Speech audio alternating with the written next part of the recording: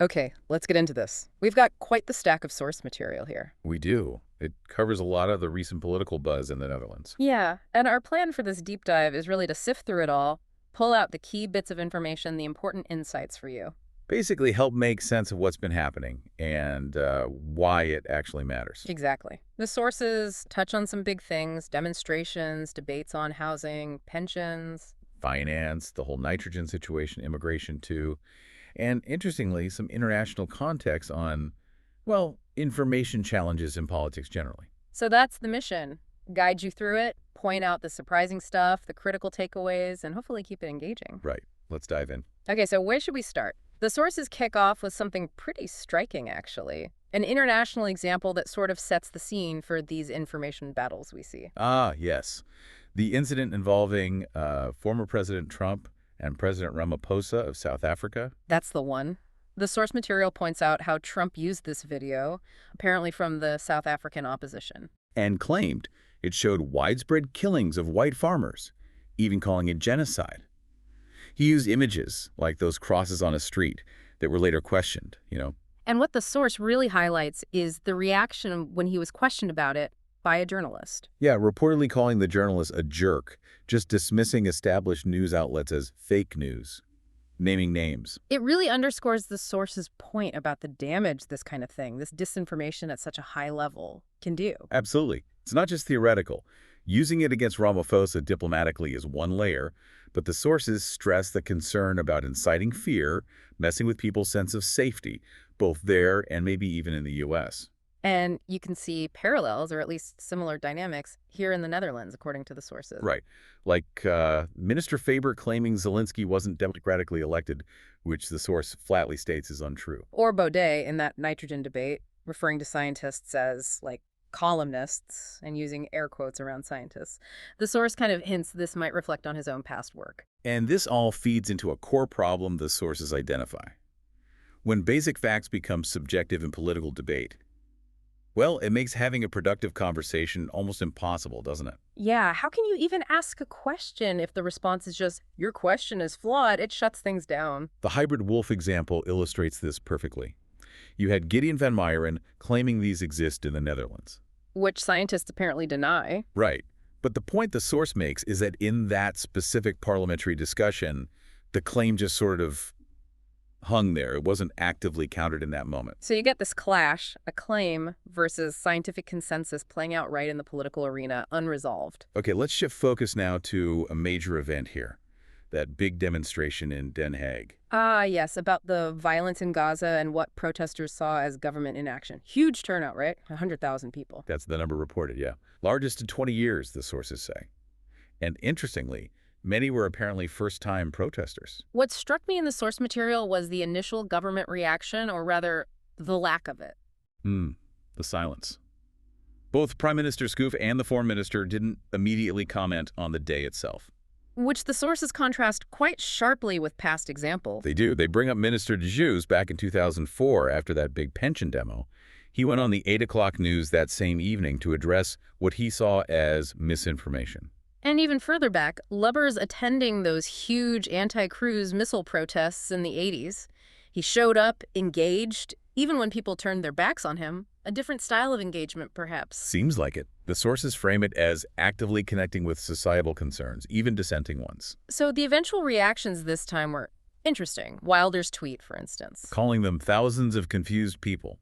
The source analysis suggests this created a specific framing, an us versus them, portraying them as opponents. And argues the Prime Minister's initial silence kind of let that negative framing stand, maybe even implicitly endorsed it. That's the interpretation presented. Schoof did eventually speak, though, from Brussels after some media pressure. Right, acknowledging the catastrophic developments in Gaza, sharing concerns. But pushing back on the idea the Netherlands isn't doing enough. He pointed to initiating that EU investigation into potential human rights violations via the Association Treaty.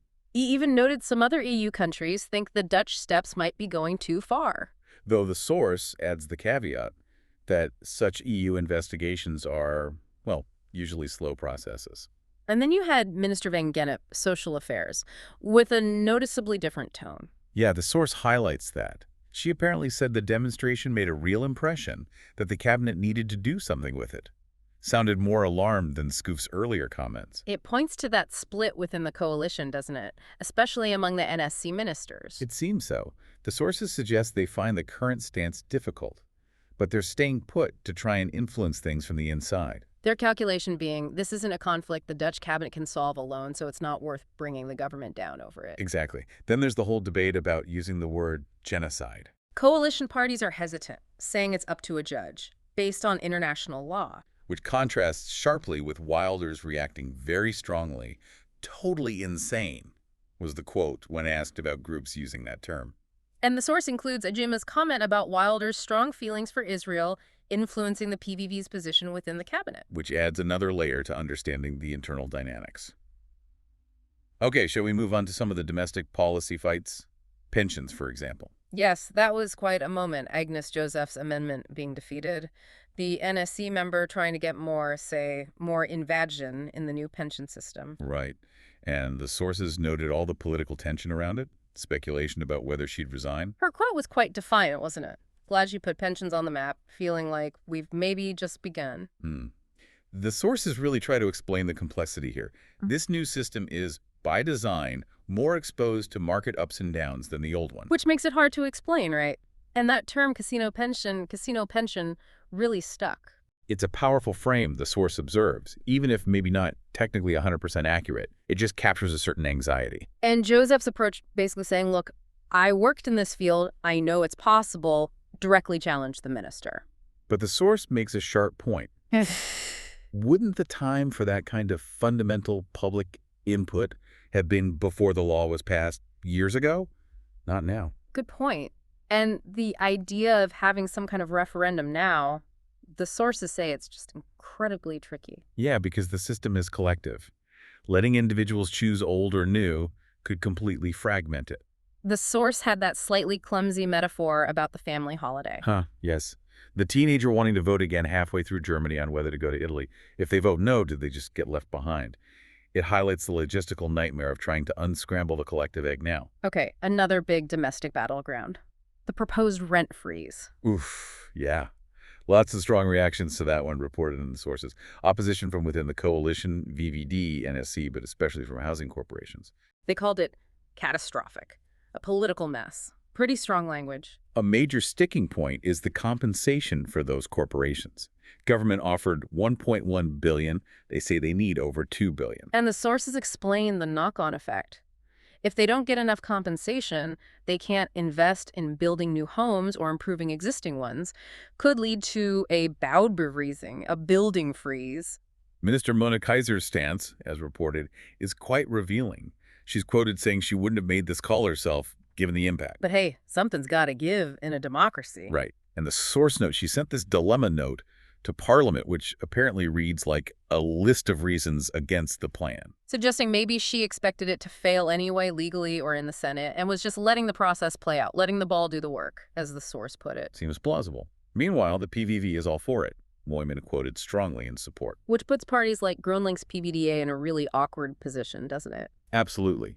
They usually champion lower rents, but the source explains they oppose this specific plan because of the potential damage to housing construction. So the source frames it as a potential win-win for Wilders, politically speaking. He gets to fight for the freeze, looking like he's standing up for tenants. Even if it fails, while others, including the left, look like they're maybe not prioritizing those people, caught in the complexities. Right, let's switch to government finances and Verantwoordingsdag, Accountability Day. Also known, maybe less formally, as Gehaktdag, Meat Cleaver Day. When the spending is reviewed and the National Audit Office, the Algemene Rekenkamer, weighs in. The source had that funny little anecdote about the bench at the Ministry of Finance. Oh yeah, the uncomfortable designer bench. Yeah. It's used to make a subtle point, right? Just because something looks fancy doesn't mean it's good value or even functional. A key criticism from the Rekenkamer, reported in the source, is about vague government goals, these big slogans. Strictest asylum policy ever, plenty of asphalt, that sort of thing. Exactly. They sound impressive, maybe, but they're really hard to measure. How do you actually know if the policy is effective? How do you hold them accountable? Another big point was about tax breaks, fiscale regelingen.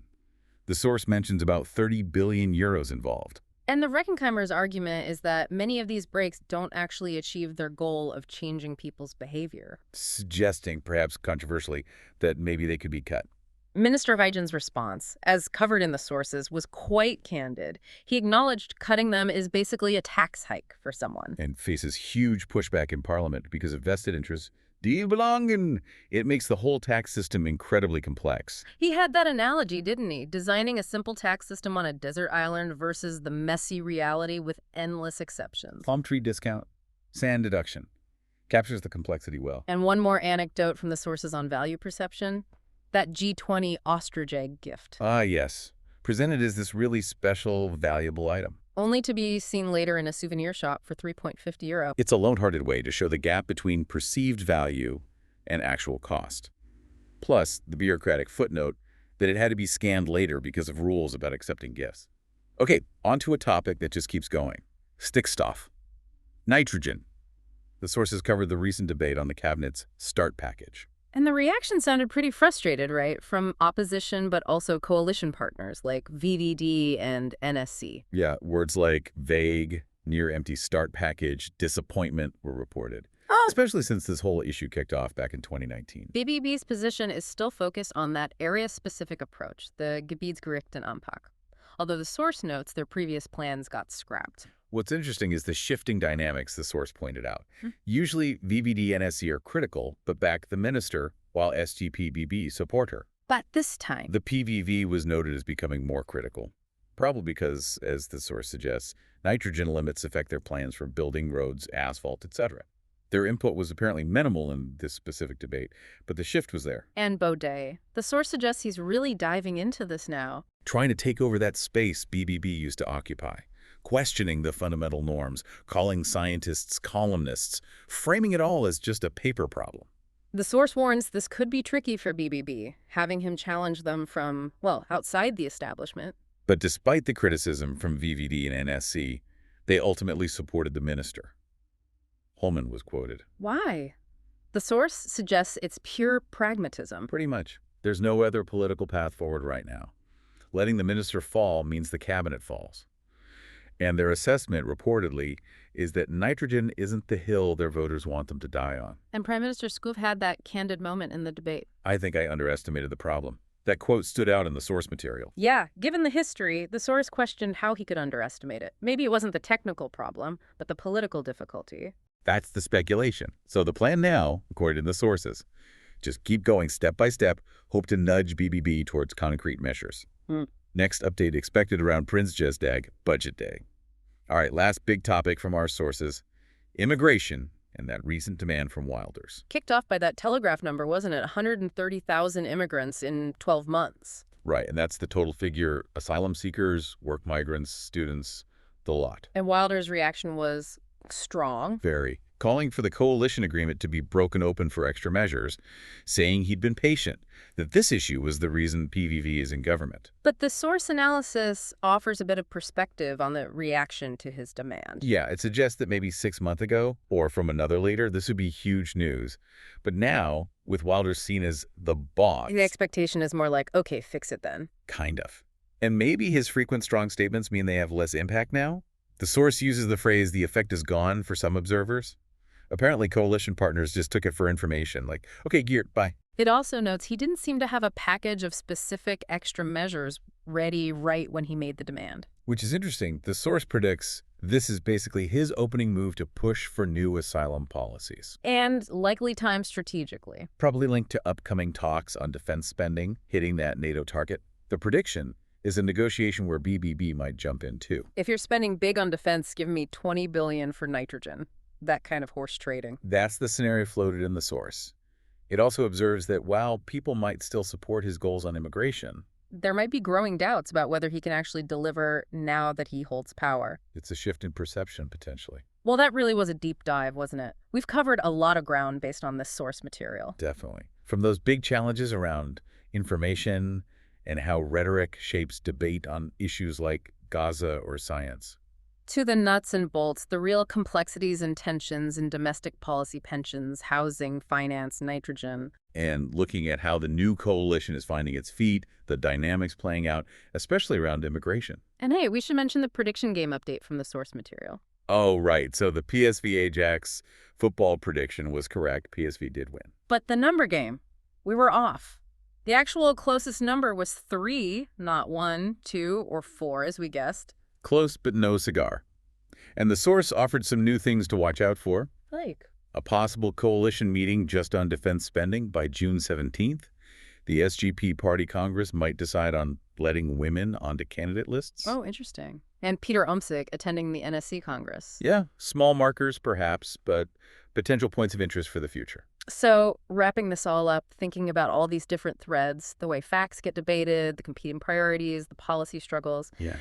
it leaves us with a final thought for you, the listener. Which is? Given everything we've just discussed, all these ways issues are being handled and framed, what does it all mean for trust? Trust in government, trust in the political process itself. That's a big question, and definitely something worth mulling over as these situations continue to unfold. Indeed. That's our deep dive for today.